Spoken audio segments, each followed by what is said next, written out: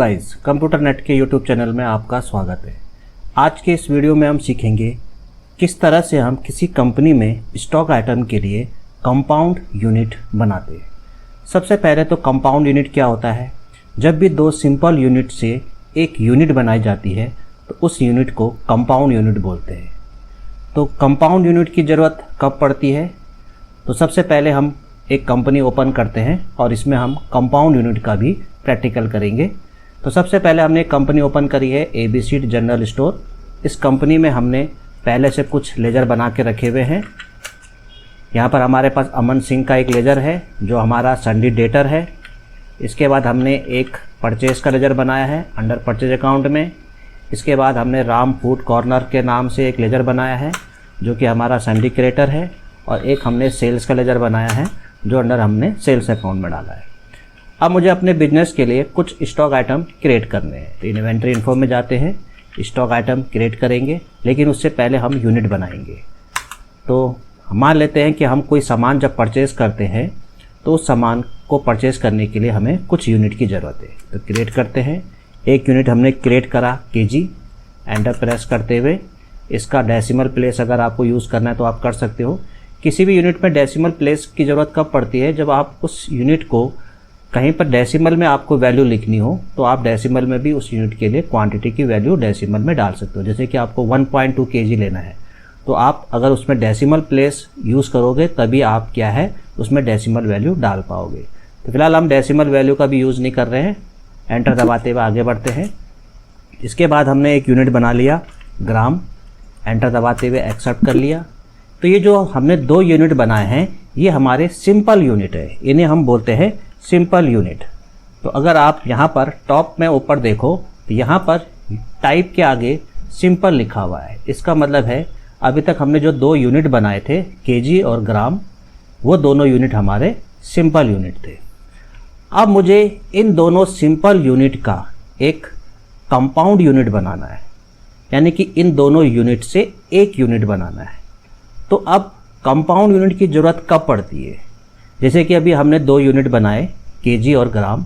अब मान लिया कोई ऐसा प्रोडक्ट है जिसे हम परचेज़ करते समय तो KG में परचेज़ करते हैं और सेल करते समय हम उसे ग्राम में सेल करते हैं, या परचेज़ करते समय जब हम सामान खरीदते हैं तो उसको हम क्वांटिटी में KG में खरीदते हैं और हमें उसका जो रेट है यानी कि पर क्वांटिटी का जो रेट है वो ग्राम में दे रखा होता है।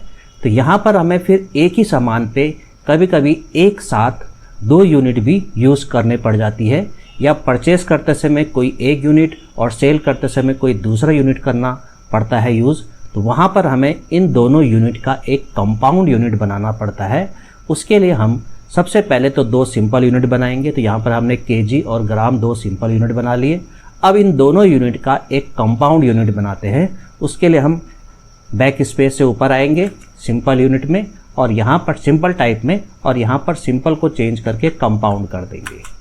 अब कंपाउंड में आपको सबसे पहले तो KG सिलेक्ट करना है और यहाँ पर आपको टैली को बताना है कि 1 kg में कितने ग्राम होते हैं। तो यहाँ पर हमने लिख दिया 1000 और आगे हमने एंटर दबा के ग्राम सिलेक्ट कर दिया। तो यहाँ पर हमने टैली को बता दिया है कि 1 kg में 1000 ग्राम होते हैं और इन दोनों यूनिट का एक कंपाउंड यूनिट बन गया है। एंटर दबाते हुए एक्सेप्ट कर लेंगे। अब हम स्केप से बाहर आते हैं और अपने यूनिट को देखते हैं डिस्प्ले में जाके। तो यहाँ पर आप देखोगे दो यूनिट तो KG और ग्राम सिंपल यूनिट है, और यहाँ पर एक यूनिट और बन गया है KG ऑफ 1000 ग्राम, ये कंपाउंड यूनिट है। अब हम कैसे सिंपल यूनिट का यूज़ करते हैं और कैसे हम कंपाउंड यूनिट का यूज़ करते हैं। स्केप से बाहर आते हैं। अब हमें जैसे ये सामान परचेज़ करना है तो उसके लिए पहले हम स्टॉक आइटम क्रिएट करेंगे। क्रिएट, तो हमने एक स्टॉक आइटम क्रिएट करा शुगर। एंटर दबाते हुए इसे फ़िलहाल अंडर प्राइमरी में रखेंगे क्योंकि हमने कोई स्टॉक ग्रुप नहीं बनाया। अब यहाँ पर हम इसे कंपाउंड यूनिट में रखेंगे जो हमने KG ऑफ 1000 ग्राम बनाया। अगर आप यहाँ पर केवल इसे ग्राम में रखोगे तो फिर आप आगे जाके इसकी सेल परचेज में ग्राम ही यूज़ कर सकते हो, और अगर आपने KG सिलेक्ट किया तो आप सेल परचेस करते समय इस स्टॉक आइटम पे केवल KG यूज़ कर सकते हो। और अगर आपने KG ऑफ 1000 ग्राम यानी कंपाउंड यूनिट सेलेक्ट किया तो आप इसमें दोनों यूनिट भी यूज़ कर सकते हो या दोनों में से कोई एक भी यूज़ कर सकते हो। तो यहाँ पर हम कंपाउंड यूनिट का इस्तेमाल करेंगे। एंटर दबाते हुए इसे एक्सेप्ट कर लेंगे। तो इस तरह से हमने कंपाउंड यूनिट बनाया और एक स्टॉक आइटम पे कंपाउंड यूनिट को अप्लाई कर दिया। अब कैसे इसका प्रैक्टिकली यूज़ होगा, तो सबसे पहले हम इन अकाउंटिंग वोचर में आते हैं और एक परचेज़ की एंट्री करते हैं F9। F9 से हमने परचेज वोचर खोला। सबसे पहले हमने पार्टी का नाम सिलेक्ट किया। मान लेते हैं हम राम फूड कॉर्नर से सामान परचेज़ कर रहे हैं। एंटर दबाते हुए आगे बढ़ेंगे, परचेज़ का लेजर सेलेक्ट करेंगे। अब यहाँ पर हमने शुगर को परचेज़ करा। अब जिस पार्टी से हमने शुगर परचेज़ किया उससे हमने शुगर केजी में परचेज़ किया और उसने रेट भी हमें केजी में ही बताया। तो यहाँ पर हम क्वांटिटी डालेंगे 50। जैसे एंटर दबाएंगे ऑटोमेटिक केजी आ गया। अब 50 के आगे 50-0 लिखा हुआ है। अब ये 50-0 का मतलब होता है कि आपने जो भी सामान परचेज़ किया है वहाँ पर केजी तो 50 है, ग्राम कुछ नहीं है, यानी 0 का मतलब ग्राम कुछ नहीं है। और अब हम यहाँ पर सामान का रेट डालेंगे। तो केजी इसने ऑटोमेटिक ले लिया है। अब हम यहाँ पर केजी का रेट डालेंगे। तो 50 केजी हमने ख़रीदा है और यहाँ पर 60 रुपीज़ या 40 रुपीज़ पर केजी का हमने रेट डाल दिया। तो केजी इसने ऑटोमेटिक ले लिया, यानी कि यहाँ पर हमें कोई नॉर्मल तरीके से जैसे हम यूनिट यूज़ करते थे वैसे ही हमने यूज़ किया। तो यहाँ पर 50 केजी हमने परचेज़ किया और 40 पर केजी का रेट है, तो 200 की हमारी सामान की वैल्यू हो गई है। एंटर दबाते हुए इस एंट्री को एक्सेप्ट कर लेंगे। तो यहाँ पर हमने सिंपल यूनिट यानी केजी का यूज़ करा। अब हम इसी पार्टी से दोबारा से सामान परचेज़ करते हैं। एंटर दबाते हुए पार्टी का लेजर सेलेक्ट करेंगे, परचेज़ का लेजर सेलेक्ट करेंगे।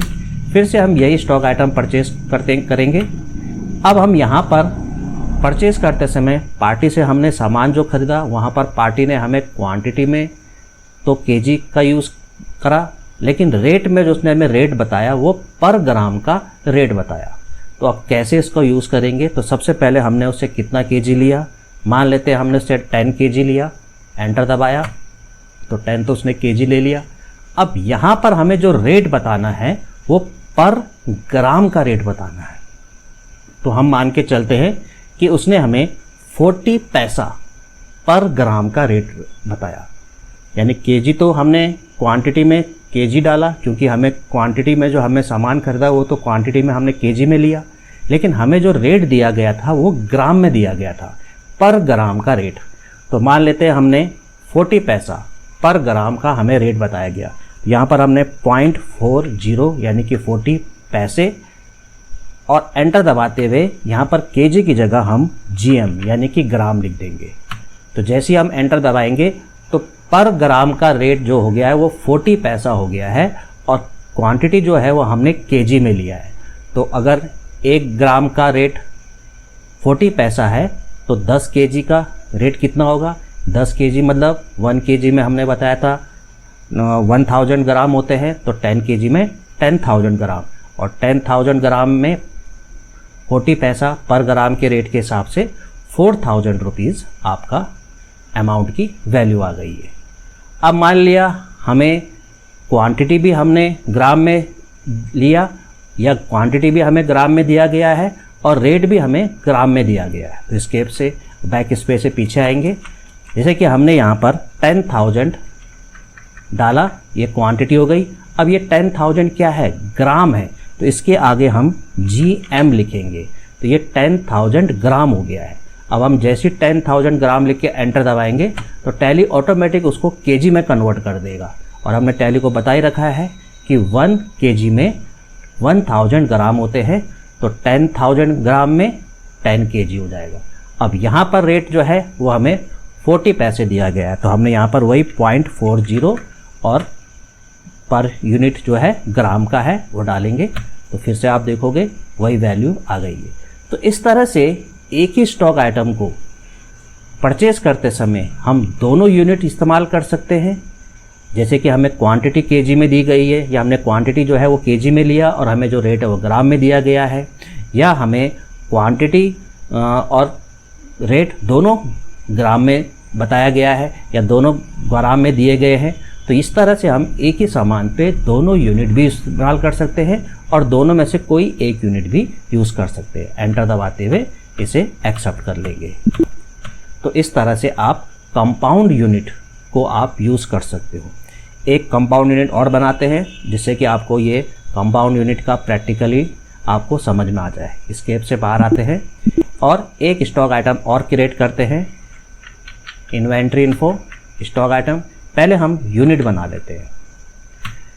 तो मान लिया हमारे पास कोई ऐसा प्रोडक्ट है जिसे कि हम खरीदते दर्जन में हैं लेकिन सेल पीसीज में करते हैं। तो पहले तो हम 2 सिंपल यूनिट बनाएंगे। अभी आप देखोगे यहाँ पर ऊपर टाइप में कंपाउंड लिखा हुआ है, बैक स्पेस से ऊपर आएंगे और इसे पहले सिंपल करेंगे क्योंकि हमें पहले सिंपल यूनिट बनानी है। जब तक आप सिंपल यूनिट नहीं बनाओगे आप उसकी कंपाउंड यूनिट नहीं बना सकती। तो हमने पहले एक सिंपल यूनिट बनाई, दर्जन, DGDZN दर्जन, शॉर्ट में लिख दिया इसे। एंटर दबाते हुए एक्सेप्ट किया। एक सिंपल यूनिट पीसीज बना लिया। तो हमने 2 सिंपल यूनिट बना ली है, दर्जन और पीसीज। अब बैक स्पेस से ऊपर आएंगे, इन दोनों की कंपाउंड यूनिट बनाएंगे। यहाँ पर हम बताएंगे दर्जन ऑफ 12 इक्वल पीसीज, यानी कि एक दर्जन में 12 पीसीज होते हैं। एंटर दबाते हुए इसे एक्सेप्ट कर देंगे। स्केप से बाहर आएंगे, डिस्प्ले में देखेंगे हमारे पास एक दर्जन यूनिट है, एक पीसीज यूनिट है और दोनों की एक कंपाउंड यूनिट है दर्जन ऑफ 12 पीसीज, यानी एक दर्जन में 12 पीसीज होते हैं। स्केप से बाहर आ जाएंगे। अब स्टॉक आइटम क्रिएट करते हैं। तो हमने जैसे स्टॉक आइटम क्रिएट करा, बनाना, अब इस पर हम क्या है कंपाउंड यूनिट का इस्तेमाल करेंगे। फिर से वही, अगर हम इसमें दर्जन यूनिट इस्तेमाल करेंगे तो फिर हम इसे सेल परचेज करते समय दर्जन ही यूज़ कर सकते हैं, और अगर हम इस पर पीसीज इस्तेमाल करेंगे तो फिर हम इसे सेल परचेज करते समय पीसीज ही यूज़ कर पाएंगे। लेकिन हम दर्जन ऑफ 12 पीसीज यानी कंपाउंड यूनिट का इस्तेमाल करेंगे तो हम इसमें दोनों यूनिट भी इस्तेमाल कर सकते हैं और दोनों में से कोई एक यूनिट भी यूज़ कर सकते हैं। तो हमने दर्जन ऑफ 12 पीसीज कंपाउंड यूनिट ले लिया इस पर और एंटर दबाते हुए इस स्टॉक आइटम को क्रिएट कर दिया। स्केप से बाहर आते हैं। अब हम सबसे पहले ये परचेज करेंगे। परचेज वोचर खुला हुआ ही है, तो हमने ये सामान राम फूड कॉर्नर से ही लिया है। एंटर दबाते हुए परचेज का लेजर सेलेक्ट करेंगे। तो सबसे पहले हमने स्टॉक आइटम सेलेक्ट किया, बनाना। अब इसे हम परचेज करते समय यूज़ करेंगे दर्जन में, यानी कि हम जब इसे खरीदेंगे तो हमें ये दर्जन में क्वांटिटी डालनी है और दर्जन का ही रेट डालना है। तो सबसे पहले हमने 10 दर्जन खरीदा, 10 दर्जन, जैसे एंटर दबाया तो ये 10 दर्जन हो गया। और इसके बाद जो हमें रेट बताया गया पर दर्जन का, यानी कि पर दर्जन का जो रेट है वो बताया गया 12 रुपये। तो इसका मतलब है 12 दर्जन 12 रुपये पर दर्जन है, यानी कि 10 दर्जन के 120 रुपये हो गए। एंटर दबाते हुए इसे एक्सेप्ट कर लिया। ये तो हो गया जब हमने दर्जन में ख़रीदा, तो हमने यहाँ पर सिंपल यूनिट इस्तेमाल किया। अब हम यही प्रोडक्ट पीसीज में ख़रीदते हैं, यानी कि हमें पीसीज में क्वांटिटी डालनी है और पीसीज में ही हमें रेट बताया गया। तो फिर से वही सिंपल यूनिट इस्तेमाल करेंगे।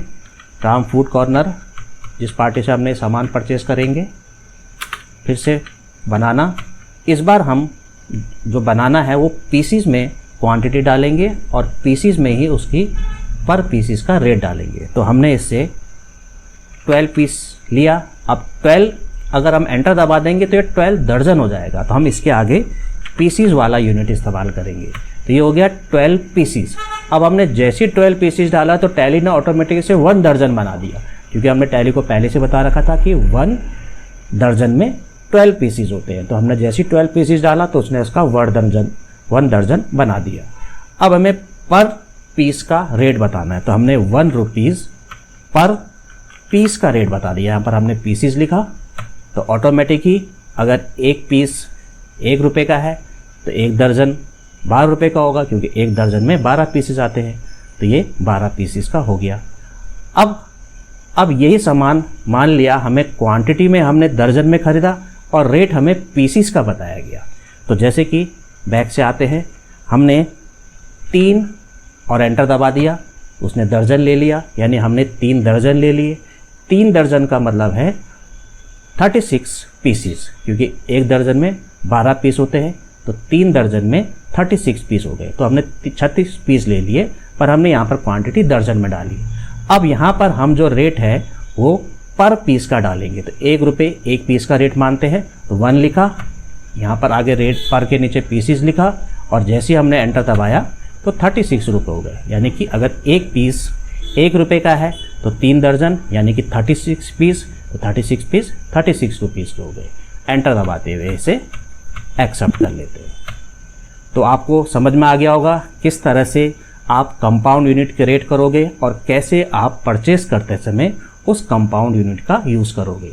तो आप जब किसी सामान को परचेस करते हो और आपको क्वांटिटी के लिए कोई और यूनिट दे रखा होता है और पर पीस का रेट कोई और यूनिट में दे रखा होता है, तो वहाँ पर आपको कंपाउंड यूनिट बनाना पड़ेगा। अब एक सेल्स की एंट्री कर लेते हैं, जिससे आपको कंपाउंड यूनिट और अच्छे ढंग से क्लियर हो जाएगा। अब हमने ये सामान परचेस करना है, सेल करना है, तो सेल्स वोचर खोला। मान लेते हैं हमने किसी पार्टी को ये सामान सेल किया, कैश में सामान सेल किया, कैश में एंट्री कर लेते हैं इसकी। एंटर दबाते हुए सेल्स का लेजर सेलेक्ट करेंगे। अब हमने किसी पार्टी को सामान सेल करना है, तो रेट तो हम उसे पर पीस का बताएंगे, लेकिन क्वांटिटी में हम उसे दर्जन में देंगे। कैसे इसकी एंट्री होगी? बनाना, एंटर प्रेस किया, किसी को हमने 2 दर्जन बनाना देना है, तो यहाँ पर हमने 2 लिखा, जैसे एंटर दबाया तो ये 2 दर्जन हो गया। यानी हमने उसको 2 दर्जन दिए, 2 दर्जन का मतलब 24 पीस दिया। और अब हमने उसे पर पीस जो है उसका रेट बताना है, तो पर पीस का रेट हमने 2 मान लिया, यानी हम उसे 2 रुपये पर पीस बनाना दे रहे हैं।